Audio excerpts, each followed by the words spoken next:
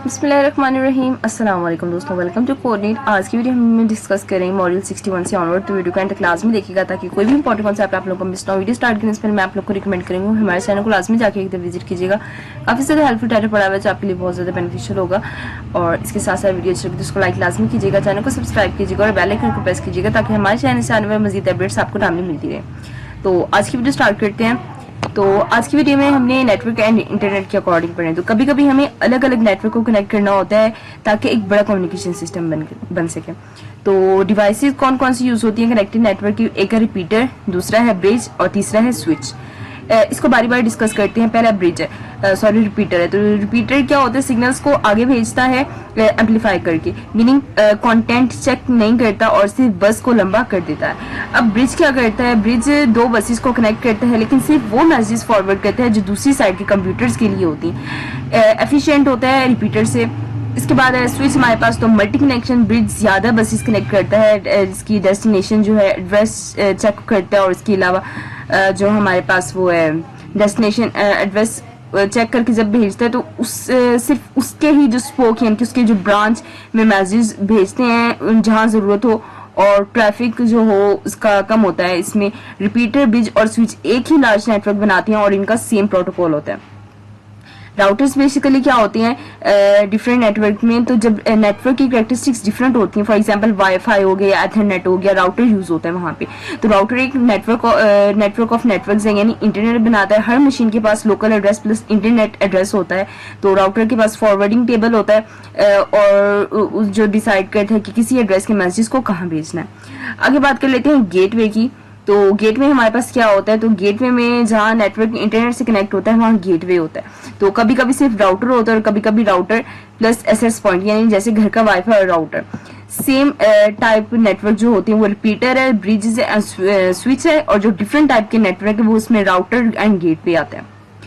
आगे बात कर लेते हैं नेक्स्ट मॉड्यूल 62 की।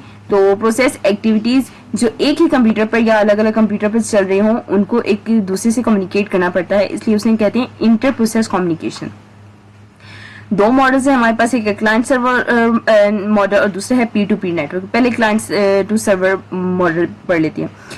तो सर्वर बेसिकली क्या होता है? सर्विस प्रोवाइड जो करता है क्लाइंट को आंसर जो रिक्वेस्ट करता है। तो फॉर एग्जांपल प्रिंट सर्वर है तो एक प्रिंटर सब क्लाइंट के लिए होता है, और जो फाइल सर्वर है वो एक सेंट्रल मशीन डाटा स्टोर करती है, क्लाइंट डाटा रिक्वेस्ट करती है।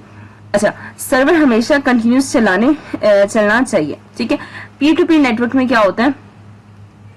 पी टू पी नेटवर्क में दोनों प्रोसेस एक दूसरे को सर्विसेज भी देते हैं और लेते भी हैं। टेम्पररी कनेक्शंस होते हैं, फॉर एग्जांपल चैट जो इंस्टेंट मैसेजेस होते हैं। इसके अलावा online games, file sharing, music, movie, पीर एक दूसरे जो है फाइल से शेयर करते हैं और इसको कहते हैं हम स्वैम। और इसके साथ साथ क्या होता है हमारे पास एडवांटेज इसके ये हैं कि लोड एक सेंट्रल सर्वर पर नहीं होता है, डिस्ट्रीब्यूटेड होता है, यानी ओवरऑल सब पे डिस्ट्रीब्यूट होता है, किसी एक पर नहीं होता।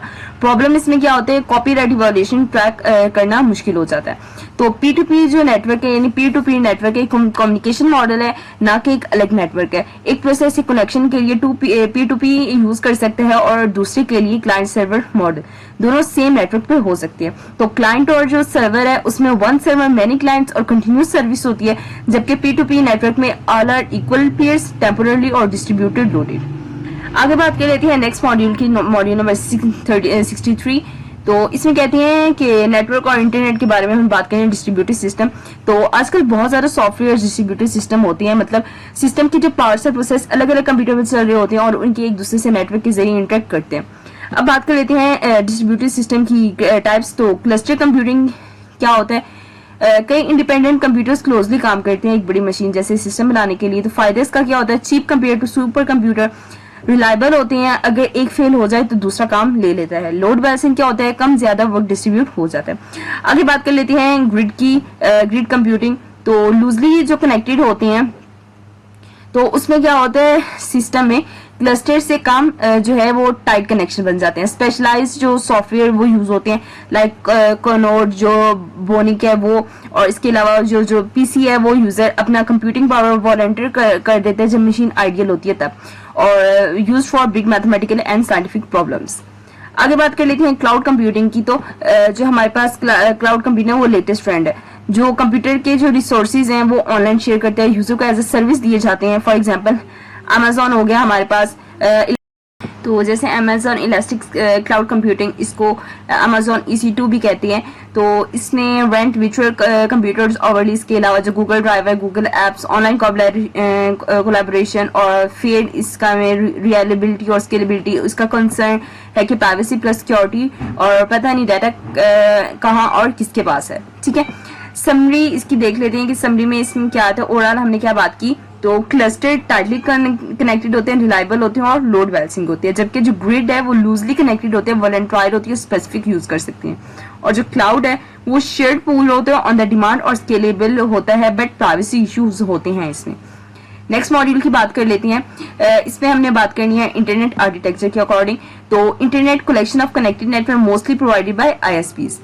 अगर हाईली जो हियरarchy ऑफ ISP है उसको डिस्कस कर लेते हैं, तो हाई स्पीड है, हाई कैपेसिटी इंटरनेशनल वैन्स में, जबकि ये इंटरनेट की बैकबोन भी कहलाता है और ऑपरेटर्स हैं बाय बिग जो टेलीकॉम कंपनीज हैं उनके आगे में। अब TR देख लेते हैं, TR2SP इसको ये क्या है, तो मोर जो रीजनल स्पेस है वो इसमें आती है। ठीक है, कनेक्ट करता है TR1 ISP को और जो है कम्युनिकेशन कंपनीज उसके हिसाब से इसको रन किया जाता है।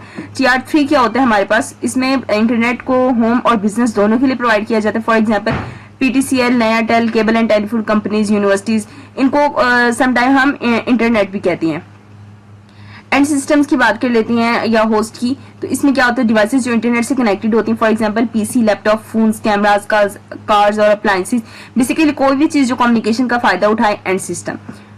अब बात कर लेते हैं कनेक्टिविटी टेक्नोलॉजी की, तो उसमें क्या होता है, वाईफाई जो वायरलेस होता है हमारे पास, ठीक है, और इसके अलावा आप कनेक्ट होती हैं SSISP, और जो एंड सिस्टम होते हैं आपके थ्रू रेंज हॉटस्पॉट। और हॉटस्पॉट क्या होता है हमारे पास, हॉटस्पॉट हम यूज करते हैं होम्स में, ऑफिस में, कैफे में, पार्क में, सिटीज में। सेलुलर नेटवर्क हमारे पास क्या होता है, तो same concept as WiFi hotspot but in cells. Like coordinate router जो है वो इंश्योर करते हैं कि जो सर्विसेज है वो कंटिन्यूस हो रही है वाइल मूविंग या नहीं हो रही। तो बेसिकली जो इंटरनेट है वो ISP के नेटवर्क का कलेक्शन होता है। जो TR1 है वो बैकबोन है, TR2 रीजनल में होता है, TR3 SS यानी यूजर्स के साथ होता है। एंड सिस्टम में लैपटॉप, फोन और IoT डिवाइसेस यानी इंटरनेट ऑफ थिंग्स डिवाइसेस होती हैं, और कनेक्टिविटी में वाईफाई, हॉटस्पॉट और सेलुलर सेल्स। आगे बात करें थी मॉड्यूल 5 की, तो मॉड्यूल 5 में हमने डिस्कस करना है इंटरनेट एड्रेसिंग के। तो इंटरनेट को एक यूनिक एड्रेस सिस्टम चाहिए होता है ताकि हर कंप्यूटर को अलग अलग पहचाना जा सके। ये एड्रेसेस IP एड्रेस कहलाते हैं। पहला IP एड्रेस देख लेते हैं, तो पहले 32 बिट्स होते थे IPv4 में, ठीक है, तो अभी 128 बिट IPv6 कन्वर्जन चल रही है, तो ज्यादा एड्रेसेस के लिए। तो IC जो AN है, तो इसके लिए क्या है, internet corporation for assigning names and numbers. IP block कर देता है, ISP को असाइन करता है, ISP फिर अपने रीजन को मशीन को ISP एलोकेट कर देता है। अब बात कर लेते हैं डॉटेड डेसिमल नोटेशन की। तो IP एड्रेस को ह्यूमंस के लिए इजी बनाने के लिए डॉटेड डेसिमल यूज होता है। For example binary to decimal हम कन्वर्ट कर देते हैं, ठीक है। तो इसमें क्या होता है, जब बाइनरी हमारे पास होती है उसको हम डेसिमल में कन्वर्ट कर, 32 बिट्स अगर हमारे पास लिखी हुई हैं तो उसको हमने इसको 32 बिट्स को, हमारे पास 25 बिट्स हैं, ये 32 बिट्स हैं, तो उसको हमने डेसिमल में फॉर्म में कन्वर्ट किया, तो कुछ इस तरह का हमें शो होगा। आगे बात कर लेते हैं मिमोनिक्स एड्रेसिंग यानी डोमेन्स नेम हम कैसे सेट करते हैं। तो ह्यूमंस के लिए IP याद रखना बहुत ज्यादा मुश्किल होता है, तो डोमेन नेम यूज होते हैं। तो डोमेन एक रीजन या अथॉरिटी ऑपरेट करती है, यूनिवर्सिटी, कंपनी या गवर्नमेंट। डोमेन रजिस्टर करना होता है ICANN के साथ, यानी रजिस्ट्रार के थ्रू। और एग्जाम्पल है इसकी कि मार्क्यूट जो हमारे पास यूनिवर्सिटी है, फॉर एग्जाम्पल MU.edu हम लिखते हैं, तो इसके साथ सफिक्सिंग टॉप लेवल डोमेन TLD इसके साथ हम लिख देते हैं। टॉप लेवल डोमेन्स क्या होती है, जनरल जो TLD होती हैं वो कुछ यहाँ पे मेंशंस हैं, ठीक है, तो वो आप लोगों ने इसके पेपर के पॉइंट ऑफ व्यू से बहुत ज्यादा इंपॉर्टेंट है, तो आप लोगों ने इसको मस्ट करके जाना है। कुछ मैं आप लोगों को बता देती हूँ। तो पहली है .com, देन है आपके पास एग्जाम्पल्स में यहाँ पे एक्सटेंशन है सारी, तो .com कमर्शियल, .edu एजुकेशन के लिए, .gv gov US गवर्नमेंट, और .org non profit, NET organisation ISP, और इसी तरह बाकी भी बहुत ज्यादा होते हैं। तो कंट्री कोड के लिए हम TLD यूज करते हैं, .AU ऑस्ट्रेलिया, CA कनाडा और PK पाकिस्तान के लिए। आगे बात कर लेते हैं सब डोमेन्स की। तो सब डोमेन में क्या होता है, तो जो TLD बाकी होते हैं जो कमर्शियल होते हैं वो .com, जो एजुकेशनल होते हैं वो .edu, जो US गवर्नमेंट के होते हैं वो .gov और नॉन प्रॉफिट .org। और इसी तरह कंट्री कोड के भी होते हैं, जस्ट लाइक ऑस्ट्रेलिया के लिए .au और कनाडा के लिए .c और पाकिस्तान के लिए .pk। आगे बात करते हैं सब डोमेन्स की, तो डोमेन्स नेम लेफ्ट साइड से एक्सटेंड होते हैं और eagle.mu.edu यानी एक होस्ट इनसाइड mu.edu, यानी overthrust.population.voodoo.mite.com। ठीक है, तो ये हमने इसको नाम लिख दिया। तो इसमें क्या होगा, होस्ट जो होता है वो ओवरथ्रस्टर, सब डोमेन इसकी पॉपुलराइजेशन, और जो डोमेन है वो यो डंगी, ये जो वर्ड हमारा लिखा हुआ है ये वाला, और इसके अलावा TLD जो है वो हमारा कॉम है।